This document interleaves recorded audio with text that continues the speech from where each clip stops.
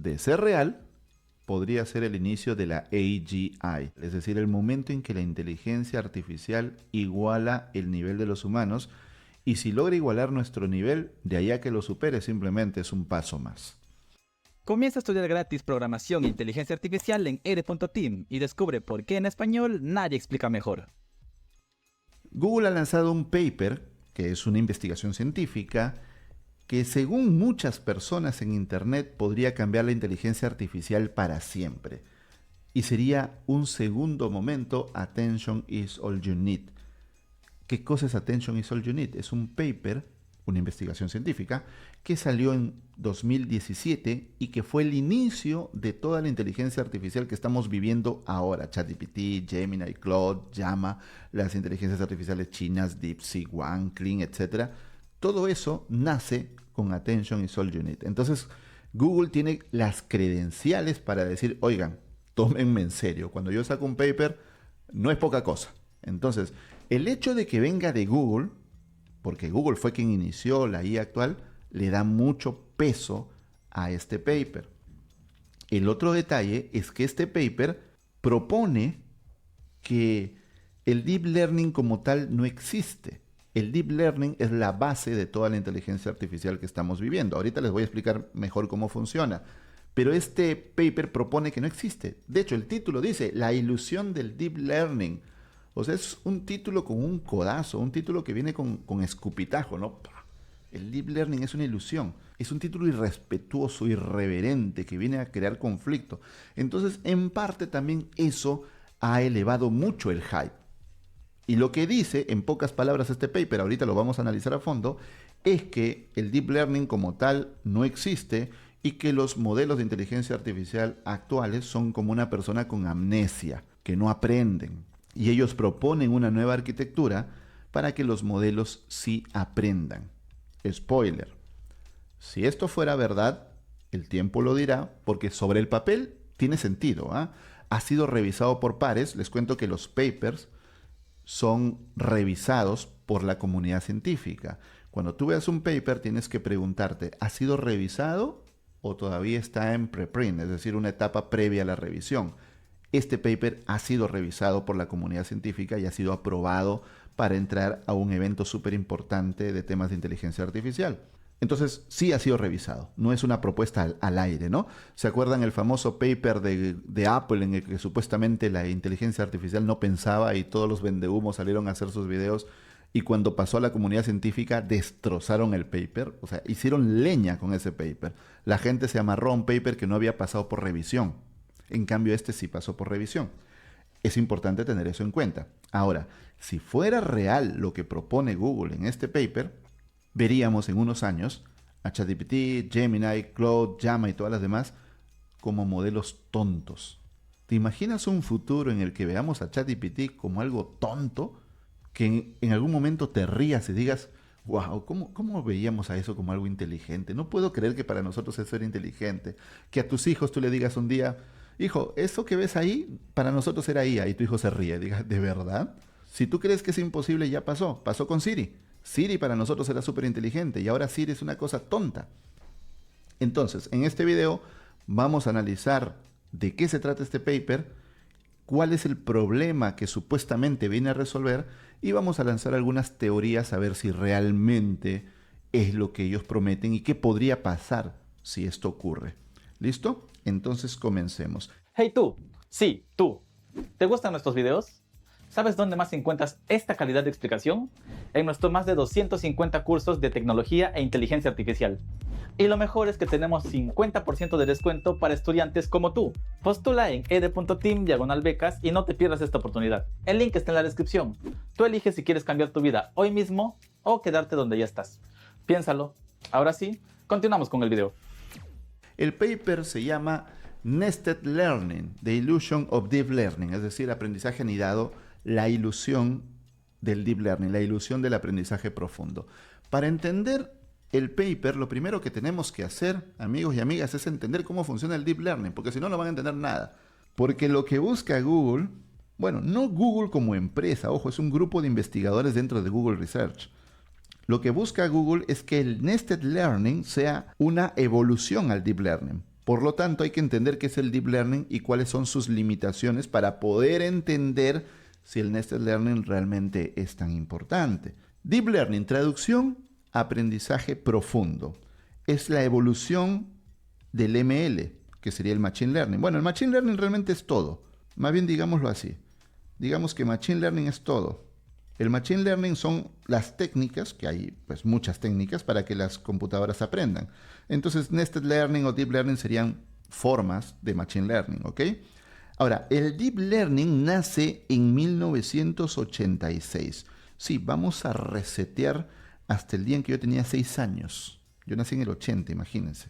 En 1986 aparece el Deep Learning con el premio Nobel Geoffrey Hinton. ¿Y qué pasa? Antes de Geoffrey Hinton, antes del Deep Learning, lo que había era redes neuronales de una sola capa, ¿ok? Y a las redes neuronales teníamos que explicarles qué debían ellos reconocer. Por ejemplo, si queríamos que reconozcan, por ejemplo, un gato, tendríamos que decirle todas las características del gato, pero no en lenguaje natural. Recuerda que la IA en ese momento no entiende el lenguaje natural, solo entiende matemáticas. Así que habría que convertir todas las características de un gato o de lo que sea que quieras que la IA reconozca a matemática, algo increíblemente complejo. De hecho, si te pones a pensar, explicar las cosas cotidianas para nosotros es increíblemente difícil. Es muy complicado. Imagínate que un niño te diga, señor, ¿qué es el calor? ¿Cómo le respondes? Los reto de verdad. ¿Qué es el calor? Piénsenlo, es muy difícil. Son cosas que nosotros ya las asumimos, pero explicarlas es muy difícil. Ahora imagínate explicárselos a una computadora y en matemática. Es jodidamente difícil. Entonces Geoffrey Hinton llegó con una idea llamada Deep Learning. El Deep Learning lo que hace es multicapa. Tienes una capa de entrada, tienes una capa de salida, in, out, ¿ok? Y tienes muchas capas al medio, las capas ocultas. Y cada capa se encarga de una tarea en específico. Por ejemplo, vamos a suponer que quieres reconocer gatos. Entonces esta capa se encarga de la silueta, solo la silueta. Esta capa de acá se encarga, digamos, solamente de reconocer las orejas, porque las orejas de los gatos son puntiagudas y de los perros no. Pero hay algunos perros que levantan sus orejitas, ¿no? Entonces podrían confundirse. Entonces vamos a decir que la siguiente se encarga del tamaño de las orejas, así de específico. Y así podemos seguir con miles, millones y miles de millones de capas, ¿no? Cada capa hace una función y las capas que son grupos de neuronas. Piensen las neuronas como empleaditos en una fábrica. Cada neurona hace una tarea y cada capa sería como un departamento de la fábrica. Y ellos se van conectando. Las neuronas se van conectando, seguramente habrán visto esos gráficos, ¿no? Donde hay muchas conexiones. Y esas conexiones, que van desde el in hasta el out y por todas las capas ocultas intermedias, esas conexiones se llaman pesos o parámetros. Bueno, entonces lo que propone Geoffrey Hinton es, vamos a dividirlo en múltiples capas, de tal manera que nosotros le damos un conjunto de datos y aquí en la salida están las respuestas etiquetadas. ¿Ok? Entonces, luego del entrenamiento, un entrenamiento inicial, nosotros le empezamos a dar datos y vemos si reconoció. Por ejemplo, le damos un gato y aquí al final está la respuesta etiquetada si es o no es un gato. Entonces vamos a decir que la IA se equivocó y dijo no es un gato. Entonces hay una función que compara la respuesta de la IA con la respuesta etiquetada. Esa se llama loss function o función de pérdida. Esta función compara la etiqueta, la respuesta etiquetada, es decir, la respuesta correcta con la salida y encuentra algo llamado gradiente. La gradiente es qué tan lejos está de la respuesta correcta la red neuronal. Así como Perú, esto también es clave, la gradiente es clave. No se olviden de esto. Repito, imagínense que esto sea un examen de universidad, ¿no? ¿Quién descubrió América? A, Cristóbal Colón. B, José de San Martín. C, no sé, Claudio Pizarro, etc. Pero las respuestas están etiquetadas, o sea, ya se sabe cuál es la respuesta. Tú no la sabes, pero cuando te evalúen tus respuestas, ya hay un sistema que sabe cuál es la correcta y va a comparar. En la IA es el loss function, la función de pérdida la que compara. No existe el concepto de true o false en la IA. En la IA, por ejemplo, si 1 es true y false es 0, el out, este out de acá, no necesariamente es 1 o 0, puede ser 0.9, es decir, es casi true. casi verdadero, pero hay un 0.1% de probabilidad de que sea false. O sea, no existe el true false de la programación tradicional. Por eso, calcula cuánto le faltó para llegar al resultado correcto, y ese cuánto le faltó y hacia qué sentido hay que ajustar es la gradiente.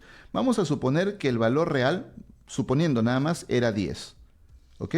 Entonces, el out acá me dio un 15. ¿Ok? Entonces la gradiente me dice menos 5. ¿Por qué? Porque es 5, pero hay que restarle. Y si el out hubiera sido 8, la gradiente sería 2, positivo. O sea, no solamente es el valor, sino también la dirección en la que hay que ajustar. Entonces, la gradiente se manda para atrás en un proceso llamado backpropagation, para volver a recalcular. Y este proceso de, ok, ya sé cuál es la gradiente, ajusto los pesos y vuelvo a comenzar. Imagínense que es una cocina. En la cocina nosotros vamos a preparar una pizza. Los pesos serían cucharas de ingredientes. Cuánta cantidad de harina, cuánta cantidad de tomate, etc. Y el loss function sería un juez. Un juez que prueba la pizza al final y dice, está muy salada, está desabrida, está cruda, está quemada, ¿no? Y te dice cuánto tienes que ajustar. Y entonces eso que te dice el juez que tienes que ajustar, eso sería la gradiente que se envía de regreso al final, y todos los cocineros vuelven a ajustar sus pesos en sus cucharas o sus tiempos de cocción o lo que sea, según lo que la función de pérdida haya dicho. Y entonces vuelven a comenzar el proceso, y ese proceso se hace muchísimas veces hasta que llega un punto en que se ajustaron los pesos. Entonces, ese es el deep learning. Yo siempre lo explico de esta manera, que creo que mucha gente lo entiende rápidamente. Imagínate que tú eres sonidista y te toca un reggaetonero. El reggaetonero no canta nada, pero tiene un fajazo de billetes y dices, ok, business on business. Ven, te voy a hacer sonar bien. El reggaetonero empieza a cantar y tú, ¡ay Dios! Dice, sacas el autotune y tu autotune tiene 20 perillas. Y empiezas a ajustar las perillas. A ver, canta de nuevo. No, más arriba. Eso sería la gradiente, ¿no? Me falta más. Ajustas. A ver, cante nuevo. Ese sería otro ciclo, ¿se dan cuenta, no? A ver, cante nuevo. No, todavía. Vamos a ajustar eso, ¿ves? Sería la gradiente. Hay que bajarle más, esa sería la gradiente. Vamos a bajarle más. Cante nuevo. Hay que subirle este otro. Esa sería la gradiente. Hasta que llega el punto en que encontraste el sonido y mágicamente el reggaetonero canta bien. Pero tuviste que hacer como 50 o 100 intentos, ¿cierto? En el momento en que encuentras que todo funciona bien, que el reggaetonero canta bien, bloqueas todo. Le pones un letrero a tu consola donde dice no me lo toquen, prohibido tocar bajo pena de muerte. Porque te ha costado mucho trabajo ajustar los pesos, ¿sí o no? Entonces, de la misma manera, cuando un modelo ya se entrenó, se bloquean los pesos. Ya no se vuelven a ajustar, ya se ajustaron muchas veces hasta llegar al punto en que ya sabemos que funciona. Estas dos cositas, esto, la gradiente y los pesos que se bloquean, estos dos conceptos son clave para entender el Nested Learning. Ahora, vamos a hacer un salto rapidito en el tiempo. Este backpropagation tenía un pequeño problemita. La función de pérdida dice, oigan, está muy quemada la pizza. O por ejemplo, el reggaetonero sigue cantando desafinado, súbele el agudo. Si el juez que está escuchando se comunica directamente con la persona que va a hacer la modificación, todo bien. Pero ahora supongan que yo le digo a Matías, dile, no sé, digamos, el diseño está mal porque ese no es el color. Matías se lo dice a Arnold. Matías dice que el color está mal. Arnold se lo dice, no sé, a Joaquín. Joaquín, creo que hay un color mal. Joaquín se lo dice, no sé, a Alexis. Alexis, me han dicho que hay un color que hay que cambiar. Alexis le dice a Beto, Beto, me han hablado algo de un color. Y Beto finalmente le dice al diseñador, oye, hay un color que creo que no pusiste. ¿Se dan cuenta? El mensaje se va degradando, el famoso teléfono roto. Y al final el diseñador no sabe qué hacer y al día siguiente yo, enojado, digo, ¿por qué no me han cambiado el color que dije? ¿Se dan cuenta? Pero es que el mensaje llegó mal. Entonces, ese es el gran problema de este concepto. Todo muy bonito sobre el papel. Por eso digo que también este paper de Google, este nuevo paper, muy bonito sobre el papel. Pongámoslo en la práctica, a ver, ¿no?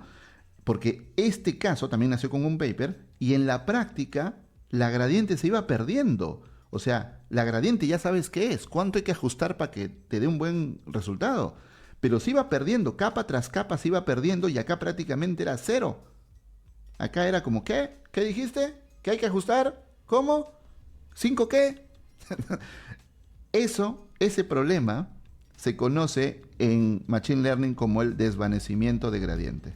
En 2006, Geoffrey Hinton, el mismo man, trajo el concepto de preentrenamiento para mitigar el problema del desvanecimiento de gradiente.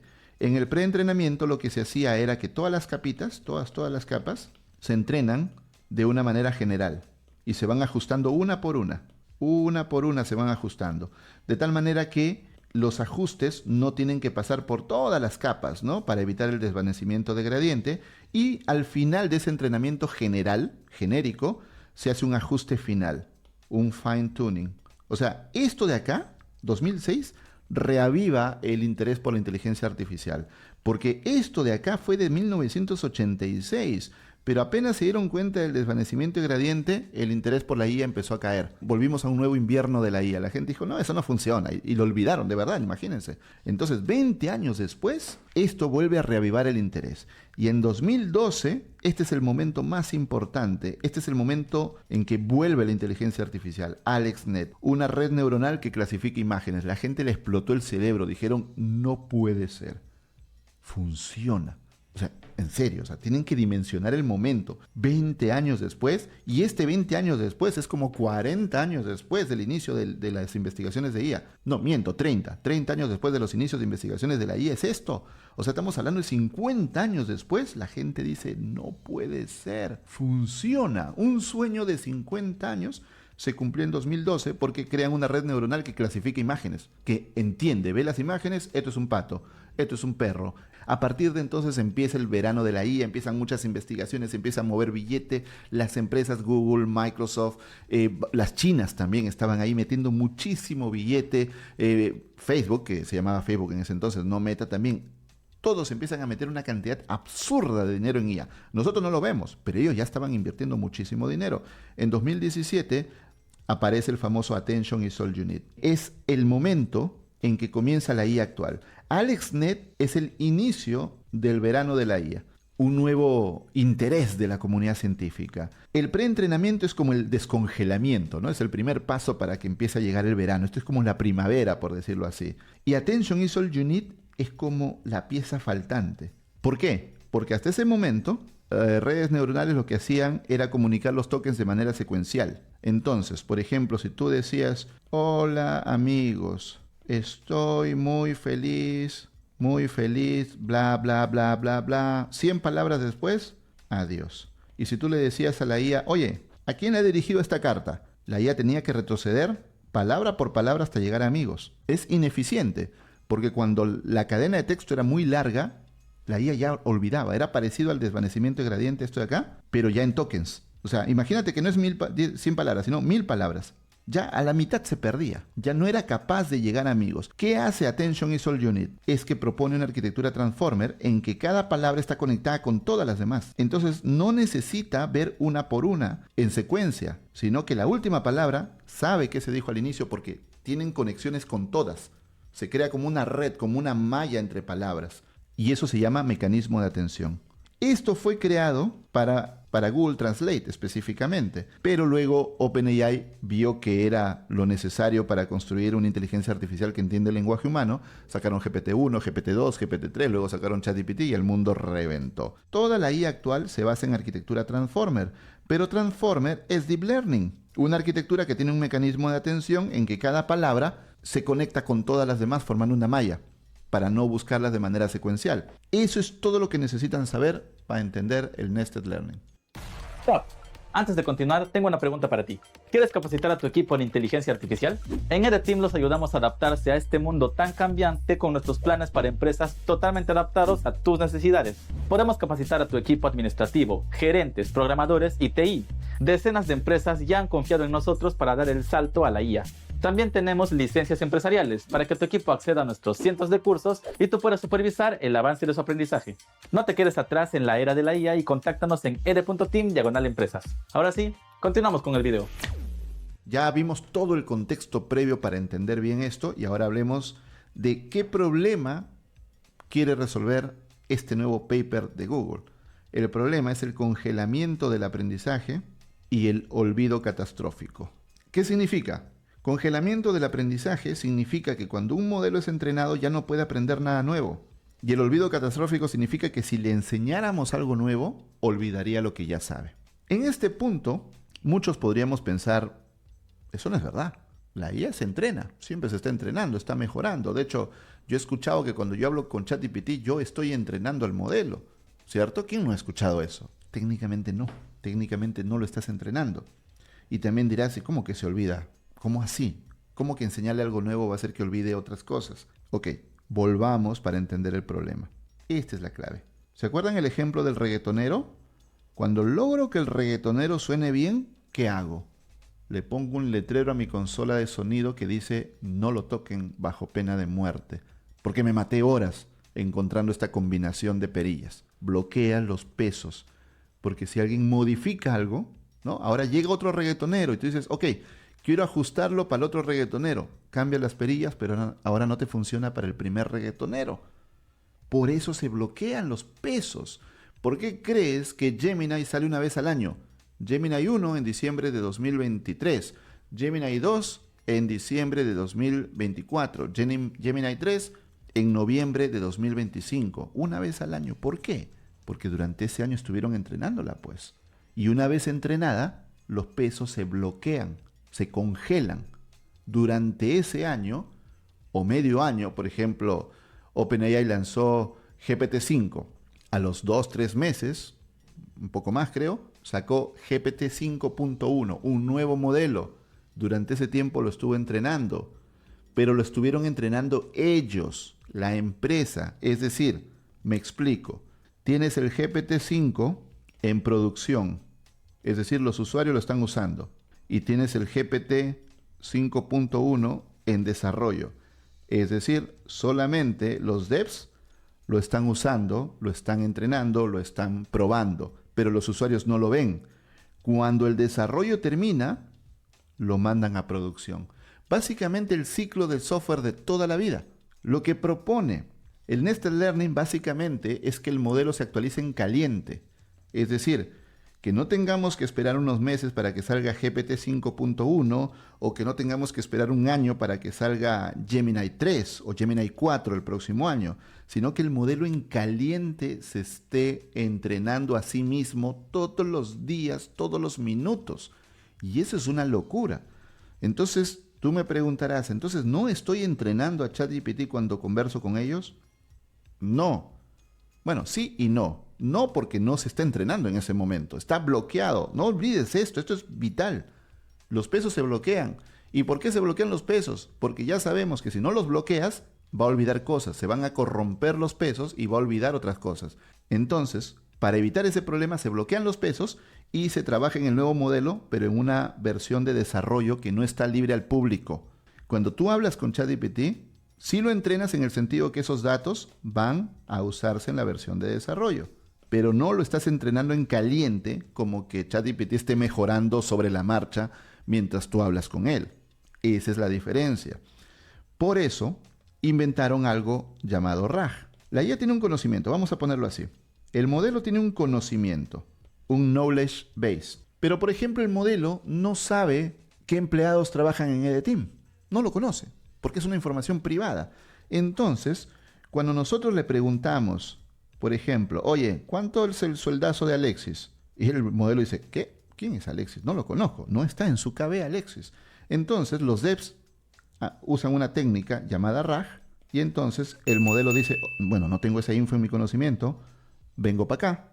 O si tú lo configuras, va primero al RAG y te responde. Tenemos curso de RAG en EDTeam, vayan a verlo. El RAG es una forma de darle conocimiento extra al modelo, para que cosas que el modelo no sabe, las pueda copiar de ahí. Es como cuando tú vas a un examen y te apuntas las respuestas en un papelito y las metes ahí en tu reloj o en la manga de la camisa, o las chicas ahí en la pierna se lo anotan. Entonces, cuando viene la pregunta, tú buscas el papelito y dices, es la A. Y para la 2, es la B. Pero tú no sabes nada. Tú simplemente vas y copias del papelito. Tú no has aprendido nada. Es el equivalente. El modelo no ha aprendido nada. Si rompo el cable, por decir así, o corto el cable, y mañana le pregunto, oye, ¿cuál es el soldazo de Alexis? No tiene ni idea. No aprendió absolutamente nada. Entonces, la IA es como esto. ¿Ya? ¿Han visto esta película? Básicamente, los LLM son Drew Barrymore. Y tú eres Adam Sandler que intenta decirle, oye, pero ayer hablamos de esto. La chica recuerda toda su vida, ¿cierto? Recuerda todo, quién es su papá, quién es su familia, qué hace, a qué se dedica. Pero hay un punto de corte en su memoria, ¿o no? De ahí para adelante no recuerda nada. Tiene un conocimiento que la hace completamente funcional. Puede atarse los zapatos, puede comer, puede ducharse. O sea, no es una persona que no es funcional. Pero de ahí para adelante no puede recordar nada. Y este man lo que hace es intentar darle información. O sea, este man lo que hace es mandarle RAG, pero apenas corta el RAG al día siguiente se olvida todo y tiene que volver a empezar. Así son los modelos según el Nested Learning y, bueno, según este paper. Y es verdad, no pueden aprender nada nuevo. Ellos le llaman amnesia anterógrada. Bueno, no le llaman ellos, lo comparan con una condición médica que se llama amnesia anterógrada, que básicamente es lo de esta película. Básicamente es eso, nosotros intentando que recuerde y no recuerde y no recuerde y no recuerda. Y las técnicas de RAG o de memoria que usan, por ejemplo, ChatGPT, Claude, creo que todos los modelos ya tienen memoria. Básicamente es un RAG embebido. No están aprendiendo. Simplemente van y copian de la información que tienen para responderte en ese momento como tú copiando en el examen. Tienen una ventana de contexto enorme. ¿Se acuerdan? La context window. La ventana de contexto no es más que la memoria RAM del modelo, es decir, su memoria temporal, su memoria en el momento, que es lo que, en el caso de esta chica, de esta película, es lo que permite que la muchacha recuerde el man durante el día, pero la RAM la resetea al día siguiente. Entonces, la ventana de contexto es como la RAM, la memoria temporal de los modelos, pero una vez que tú abres un chat se olvidan, pues, ¿no? Por eso es que cada vez le aumentan más ventana de contexto, y te dicen, Gemini 3 soporta 2 millones de tokens, y la gente, wow, está chévere, por supuesto. Pero seguimos bajo un aprendizaje congelado. Simplemente le están aumentando ventana de contexto para que pueda tener más información temporal de la cual copiarse, pero no está aprendiendo absolutamente nada. Porque si aprendiera en caliente, ocurriría el olvido catastrófico. Olvidarías cosas si aprendieras en caliente. Entonces, la propuesta del Nested Learning básicamente es la siguiente. La propuesta es que los modelos aprendan en caliente. Es decir, que no esté la empresa OpenAI, Anthropic, Google, la que sea, que no tenga en sus laboratorios entrenando al modelo por meses y luego cuando termina lo saca congelado. Recuerden, no olviden eso. Los modelos están congelados. Parecen que aprenden, pero en realidad no aprenden. Están usando RAG para devolverte información. Entonces la idea es que ya no pase eso. Que en caliente estén aprendiendo con la interacción que tienen con nosotros. Es decir, que sean capaces de ajustar sus pesos. ¿Se acuerdan los pesos? Los pesos son esos números que van conectando a las capas. Y esos pesos se van ajustando gracias a la función de pérdida y a la gradiente. Chévere, pero ¿Cómo se hace eso? Explícame, no entiendo. Es cambiar completamente la arquitectura, imitando al cerebro humano. Porque hasta este momento la inteligencia artificial no imita al cerebro humano. De hecho, eso es algo que repite muchas veces Yan LeCun, el ex jefe del departamento de IA de Meta. Lo repite demasiadas veces. Incluso nosotros hicimos un video acá diciendo que Yan LeCun decía que la IA no es más inteligente que un gato siquiera. Lo que él dice me encanta. Dice, el lenguaje es la expresión del conocimiento. No es el conocimiento. Tú necesitas tener conocimiento para expresarlo a través del lenguaje. ¿Se entiende eso? Por lo tanto, los LLM procesan el lenguaje, o sea, la capa exterior, pero el conocimiento, el razonamiento está adentro, con o sin lenguaje. Por lo tanto, los LLM no son inteligentes, simplemente están entendiendo el lenguaje e imitando el lenguaje, pero no son capaces de aprender como aprenden los humanos. Eso es lo que hay que cambiar y por eso yo les decía al inicio del video que si esto funciona veríamos a los modelos actuales como tontos, porque todos diríamos, oye, ninguno de ellos pensaban, eran loros cibernéticos, eran loros con muchísima GPU, pero al final de cuentas eran loros, ninguno de ellos pensaba. Y de acá a unos años, tu hijito, cuando tengas hijos y aún no lo tienen, te dirá, papá, ¿qué es eso ChatGPT? Eso era la inteligencia artificial de mis tiempos. Y tu hijo dirá, ¿qué va a ser? ¿De verdad eso era inteligencia artificial? Y te saldrá una lágrima diciendo sí, y me quito la chamba. Volvamos aquí, ya vimos cuál es el problema. El problema es el congelamiento del aprendizaje y el olvido catastrófico. ¿Y cómo lo resolvemos? Imitando al cerebro humano.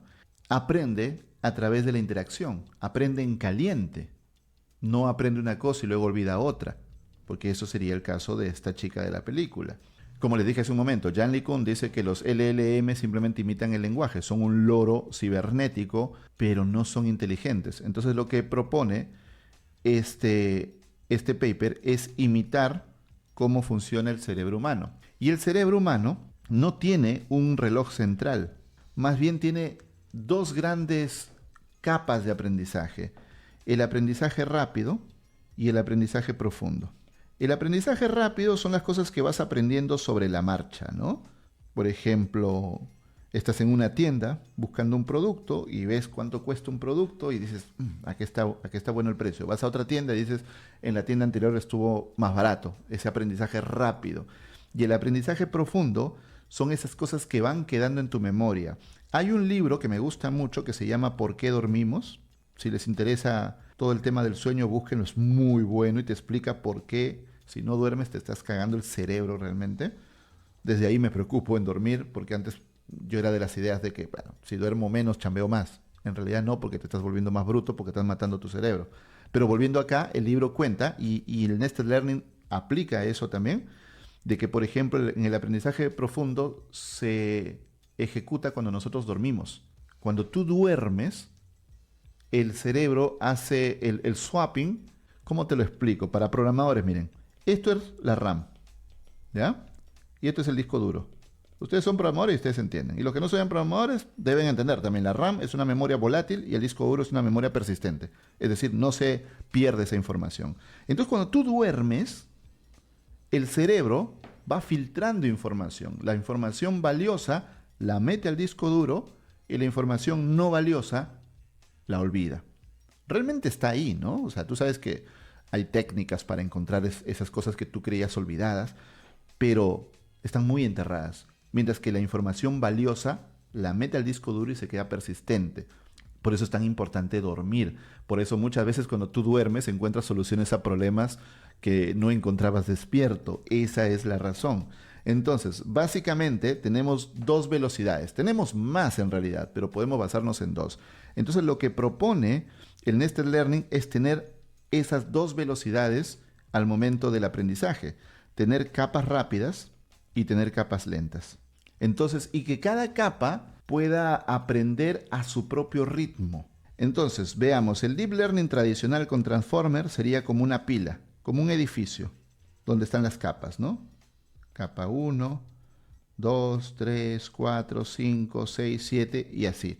Eso sería el Deep Learning. Y con un solo reloj significa que todos aprenden de una manera sincronizada, en una dirección específica. Mientras que en el caso del Nested Learning habrían diferentes capas corriendo a diferentes velocidades y ni siquiera serían paralelas. Sería un sistema orgánico en realidad, cada una corriendo a su velocidad, imitando las diversas zonas del cerebro. Ustedes saben que el cerebro tiene zonas, ¿no? Entonces, hay capas lentas y hay capas rápidas. Prácticamente esto es un edificio y esto es, digamos, una empresa, por decirlo así.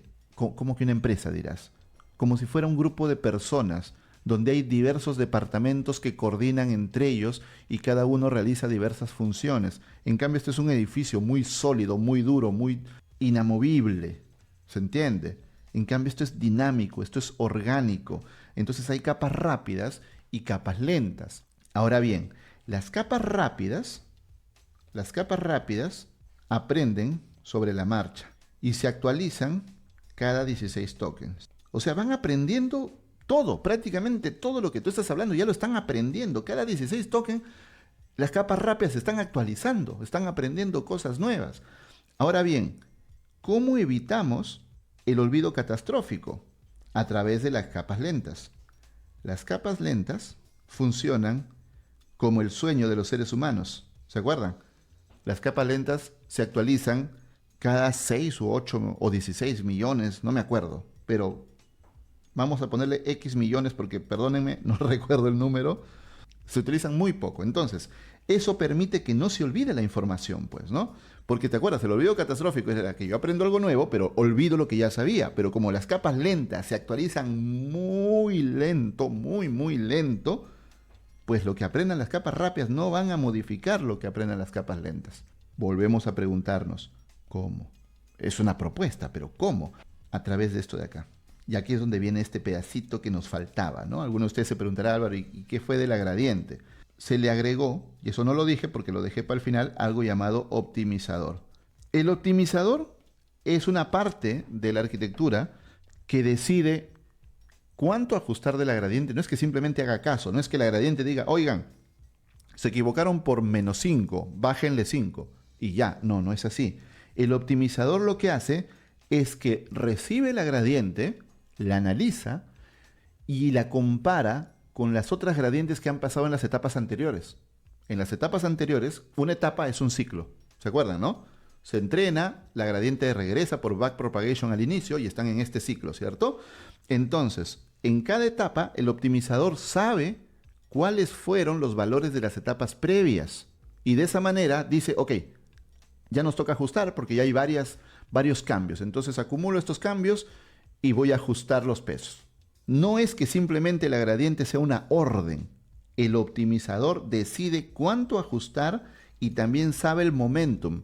El momentum es el término técnico para referirse a que conoce los cambios anteriores, los valores anteriores de las gradientes anteriores de las anteriores etapas. Y de esa manera decide. Básicamente el optimizador es el arquitecto de la obra. La función de pérdida, esta de acá, ¿se acuerdan? Esta sería como el cliente. Imagínense que es una obra, están construyendo una casa. Viene el cliente y dice, ese color no me gusta, está feo, cámbiale el color a las paredes. El optimizador es como el jefe de obra, que dice, ok, pero este cliente ayer pidió un amarillo, hoy pide azul, mañana seguro pide otra cosa, así que le dice a su equipo, oigan, no cambien nada. No cambien nada todavía porque yo sé que este man va a cambiar de opinión. ¿Se dan cuenta? Ese es un optimizador. Entonces, ¿qué tiene que ver el optimizador acá? Que según este paper, ya tenemos memoria dentro. El mecanismo para lograr esto son los optimizadores, porque los optimizadores ya tienen memoria y los optimizadores se encargarían de ser la memoria a corto plazo. O sea, básicamente pasan de estar ajustando el valor de los pesos a convertirse en esa memoria porque ya son memoria, porque tienen la información de las anteriores etapas. De esa manera podemos hacer que, gracias a la arquitectura que ya tenemos con los optimizadores, tener dos tipos de capas. Capas rápidas, que se van actualizando sobre la marcha, y capas lentas. De esa manera, la inteligencia artificial podría estar aprendiendo sobre la marcha y ellos proponen una nueva arquitectura llamada HOP. El Nested Learning es el concepto que está detrás, ¿no? Como Deep Learning, mientras que Transformer es la arquitectura. Ellos proponen una nueva arquitectura llamada HOP para manejar esto. Y según ellos, en sus pruebas, HOP ha sido más eficiente que Transformer y que Titans. De hecho, esta es la parte en la que yo me quedo ahí como sorprendido porque saben que Titans es un paper del año pasado que básicamente ataca lo mismo, pero la solución es diferente. La solución es darle una memoria más grande, si no me falla la memoria, a los LLM. Y ahora viene HOP, básicamente una evolución extra a Titans. Entonces, por un lado está muy chévere, pero por otro lado no es como la disrupción total, ¿no? Más bien es un paso más dentro de una propuesta que ya venía del año pasado. El paper ha sido aprobado, ha sido revisado, repito eso, ha sido revisado y aprobado en una de las conferencias de inteligencia artificial más importantes del mundo. Y de ser real, como les dije a un inicio, tendríamos modelos de inteligencia artificial que aprenderían solos. Ya no habría empresas que estén entrenándolas. No digo que las empresas desaparezcan, porque pues necesitamos infraestructura, necesitamos datos, necesitamos arquitectura, necesitamos muchas cosas. Las empresas van a seguir, pero me refiero a que las empresas no van a tener que estar teniendo un modelo en público y un modelo en desarrollo, sino que el modelo en caliente estaría modificándose. Y la parte, digamos, feíta de esto, que da miedo, es que sería, si es que ocurre, y esto sí me da miedo a mí, honestamente me da miedo, ocurriría la llamada singularidad. La singularidad es el momento post-AGI. Es cuando la inteligencia artificial iguala a la inteligencia humana. No que sea más inteligente, ojo, que la iguale. ¿Qué significa igualarla? Que puede razonar, que puede aprender de la experiencia y que puede, sobre todo, llevar su conocimiento de un área a otra. ¿Se entiende? O sea, si yo aprendo un concepto, si yo aprendo cómo patear una pelota de fútbol, me voy a otro deporte y me doy cuenta que la forma de patear es parecida al fútbol. Entonces yo asocio esos conceptos. La AGI es el momento en que la IA tiene la capacidad para hacer todas esas cosas. Ahorita simplemente es un loro súper avanzado, pero el momento post-AGI es cuando la IA ya no nos necesita. La IA es capaz de aprender y mejorarse sin necesidad de intervención humana. Y ahí es el momento, pues, el momento Skynet que todo el mundo teme, ¿no? Porque la IA ya es completamente autónoma. Hasta ahora la IA es una herramienta. Tú le dices qué hacer y lo hace.